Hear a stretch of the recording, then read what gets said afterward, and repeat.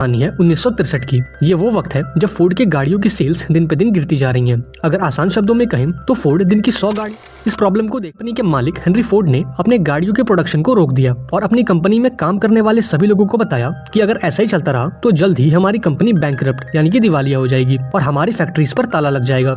इसलिए अगर तुम सभी चाहते हो कि तुम्हारी नौकरी बची रहे तो मेरे पास कोई आइडिया लेकर आओ जिससे मैं गिरती हुई सेल्स को दोबारा से ऊपर ला पाऊं। और अगर तुम्हारे पास कोई आइडिया नहीं है तो तुम फोर्ड में काम करने लायक भी नहीं हो। अब अपनी नौकरी को बचाने के लिए कंपनी का वाइस प्रेसिडेंट जिसका नाम ली होता है वो हेनरी फोर्ड को एक सुझाव देता है। वो उससे कहता है कि अगर हमें अपने गाड़ियों की सेल्स बढ़ानी है तो हमें फोर्ड नहीं बल्कि फरारी की तरह सोचना होगा। आज के समय में फरारी अलग अलग रेसिंग कॉम्पिटिशन्स में हिस्सा लेती है और उन्हें जीतती भी है, और जो कोई भी फरारी की कार्स को खरीदता है वो खुद को उस जीत का हिस्सा मानता है। ली कहता है कि अगर हम फोर्ड की कार्स को भी रेस में उतार दें और कंपटीशन को जीत जाएं तो लोगों के बीच फोर्ड की एक नई पहचान बनेगी और आज की यंग जनरेशन हमारी कार्स को ही खरीदेगी। लेकिन यहाँ कंपनी के प्रेसिडेंट को ली का आइडिया पसंद नहीं आता और वो कहता है कि हमें फरारी जैसी टीम बनाने में और 10 साल लग जाएंगे। इस पर ली सभी को बताता है कि फरारी कार कंपनी पूरी तरह से बैंकरप्ट हो चुकी है और अगर हेनरी फोर्ड चाहे तो वो फरारी कार कंपनी को खरीद सकते हैं। अब ली का ये आइडिया हेनरी फोर्ड को काफी पसंद आया और इस डील को फाइनल करने के लिए उसने अपनी टीम को इटली भेज दिया। फोर्ड की टीम इटली पहुंची और फरारी के ओनर एंजो फरारी से मिली। यहाँ ली ने एंजो फरारी से कहा कि हमारे बॉस मिस्टर हेनरी फोर्ड आपकी कंपनी के 90% शेयर्स को खरीदना चाहते हैं। अगर आप इस डील के लिए हाँ करते हो तो फरारी पर फोर्ड का कंट्रोल होगा और आपकी कंपनी वही करेगी जो हमारे बॉस चाहेंगे। अब यहाँ तक तो सब कुछ ठीक चल रहा था, पर तभी ली ने एक ऐसी बात कर दी जिससे पूरा मामला बिगड़ गया। ली कहता है कि डील के मुताबिक फरारी की रेसिंग टीम पर भी फोर्ड का कंट्रोल होगा और फोर्ड ये डिसाइड करेगा कि फरारी हर साल होने वाली लिमांस रेस में हिस्सा लेगी या नहीं। लिमांस रेस एक खास रेसिंग कंपटीशन है जो लगातार 24 घंटों तक चलता है। अगर आसान शब्दों में कहें तो लिमांस रेस कार रेसिंग का वर्ल्ड कप है और फरारी इस वर्ल्ड कप की चैंपियन। अब जब एंजो फरारी ये सुनता है कि उन्हें लिमांस में पार्टिसिपेट करने की छूट नहीं है तो उसका गुस्सा 7वें आसमान पर चला जाता है। वो फोर्ड की टीम से कहता है कि तुम अपनी बदसूरत फैक्ट्रीज में वापस जाओ और अपनी भद्दी कार्स बनाओ और अपने मोटे बॉस हेनरी फोर्ड से कहना कि उसका दिमाग किसी सुअर से कम नहीं है और वो कभी भी अपने पिता जितना महान नहीं बन सकता। अब इतनी बेइज्जती कराने के बाद फोर्ड की टीम वापस अपने देश आती है और हेनरी फोर्ड को पूरी बात बताती है। ये सब सुनकर हेनरी फोर्ड को काफी गुस्सा आता है और वो ये फैसला करता है कि अब फोर्ड भी लिमांस रेस में कम्पीट करेगा और फरारी को हराकर अपनी बेइज्जती का बदला लेगा। अगले सीन में हम एक आदमी को देखते हैं जो कि डॉक्टर के क्लिनिक में बैठा होता है। अब कहानी में आगे बढ़ने से पहले इस बंदे के बारे में थोड़ा जान लो। इसका नाम है कैरल शेल्बी, जो कि किसी जमाने में एक कार रेसर हुआ करता था। पूरे अमेरिका में शेल्बी वो अकेला इंसान है जिसने 24 घंटों तक चलने वाली लिमांस रेस को जीता है।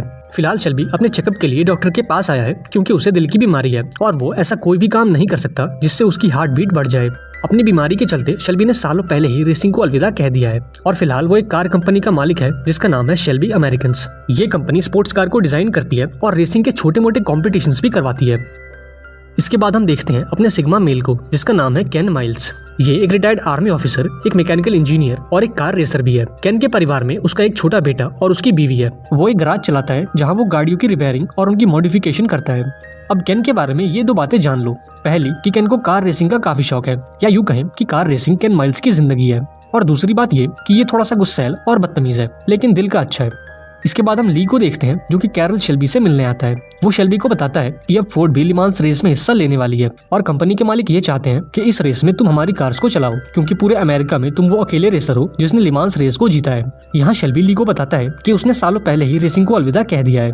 वो ली को बताता है कि लिमांस रेस को जीतना कोई बच्चों का खेल नहीं है। इसके लिए उन्हें एक ऐसी कार चाहिए होगी जो न सिर्फ तेज हो बल्कि उसका वजन भी हल्का हो और जो लगातार 24 घंटों तक चलने की क्षमता रखती हो।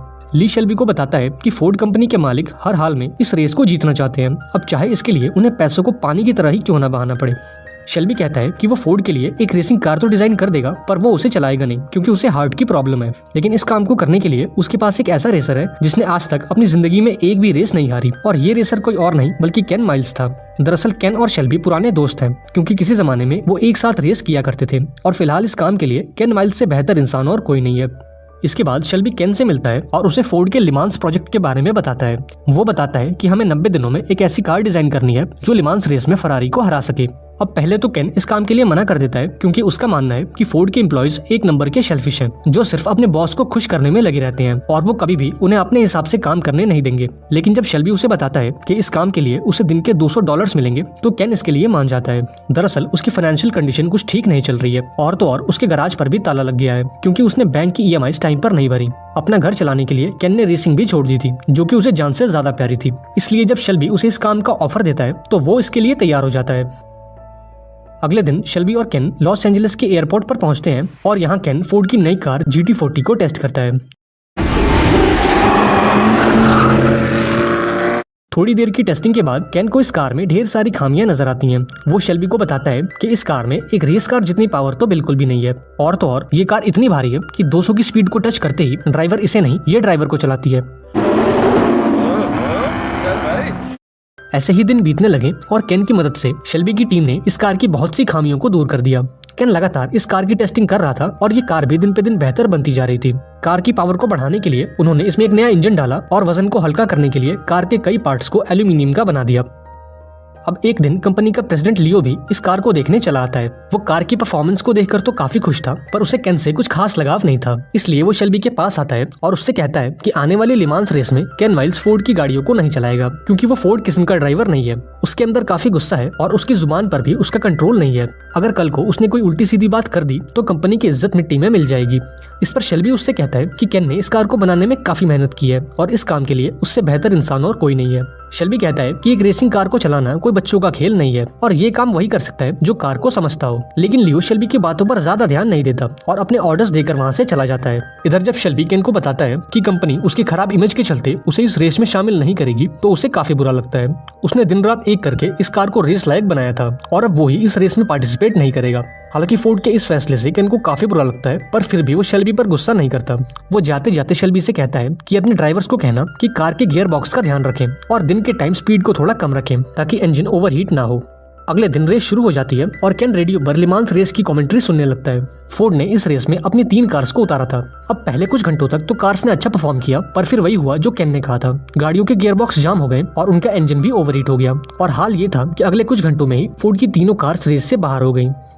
रेस हारने के बाद हेनरी फोर्ड ने शेल्बी को अपने ऑफिस बुलाया और उससे कहा कि तुम मुझे एक वजह दो कि मैं तुम्हें और बाकी लोगों को इस कंपनी से क्यों ना निकालूं।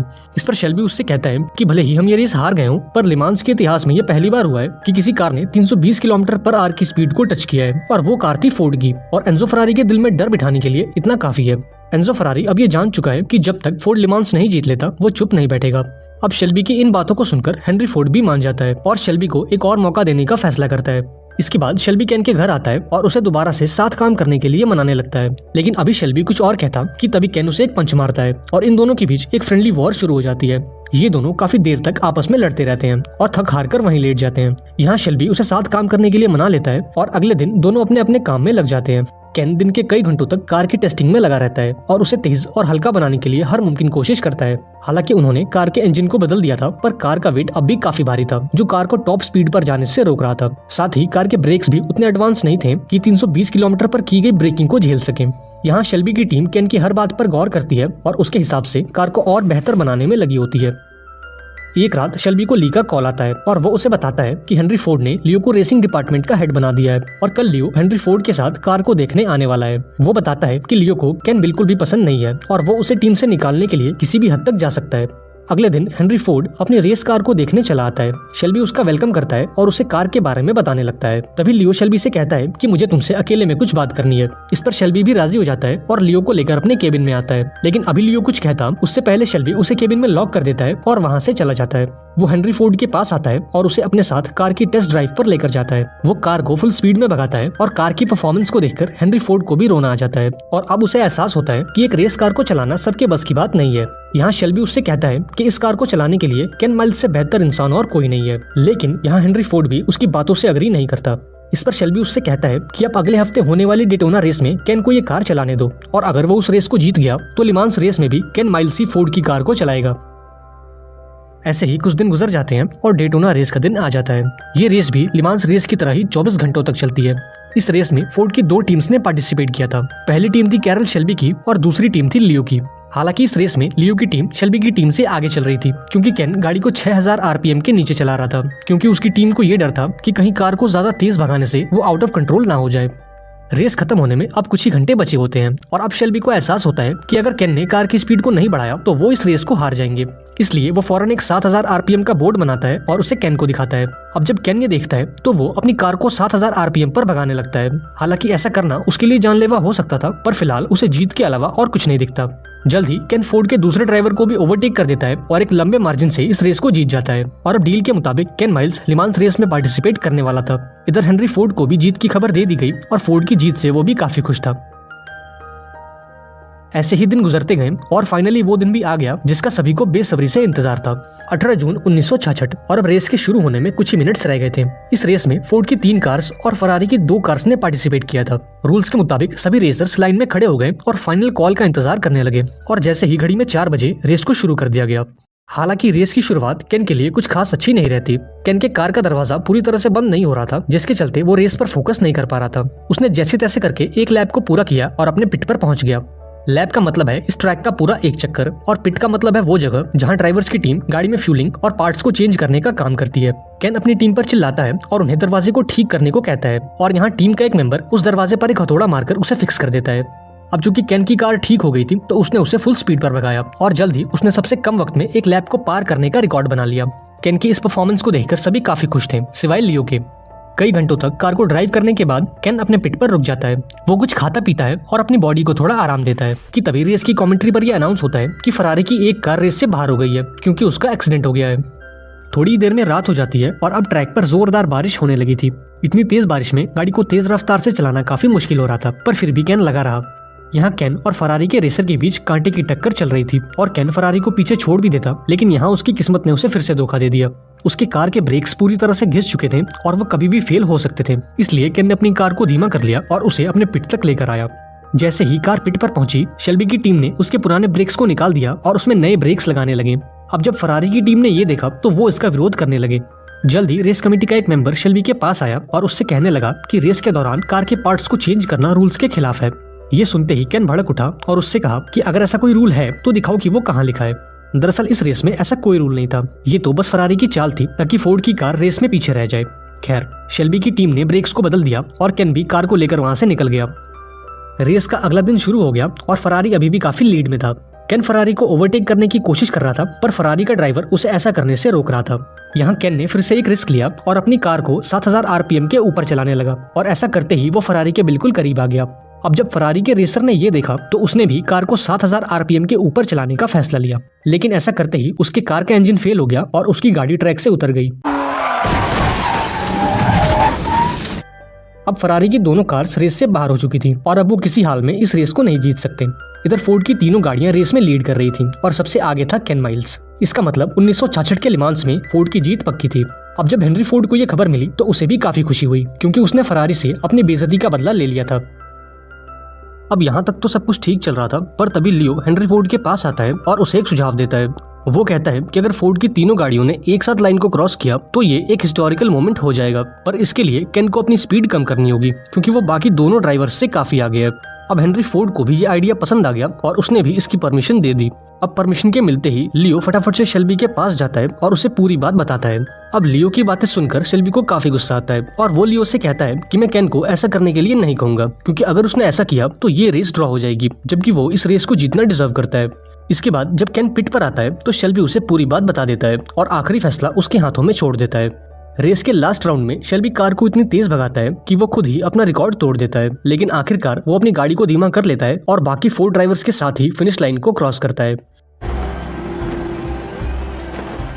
अब यहाँ केन को लग रहा था कि ये रेस ड्रॉ हो गई है, पर ऐसा था नहीं। इस रेस का विनर था फोर्ड का दूसरा ड्राइवर, जिसका नाम था ब्रूस मैक्लेरन। दरअसल मैक्लेरन ने इस रेस को केन से कुछ मीटर पहले शुरू किया था और रूल्स के मुताबिक इस रेस का विनर था ब्रूस मैक्लेरन।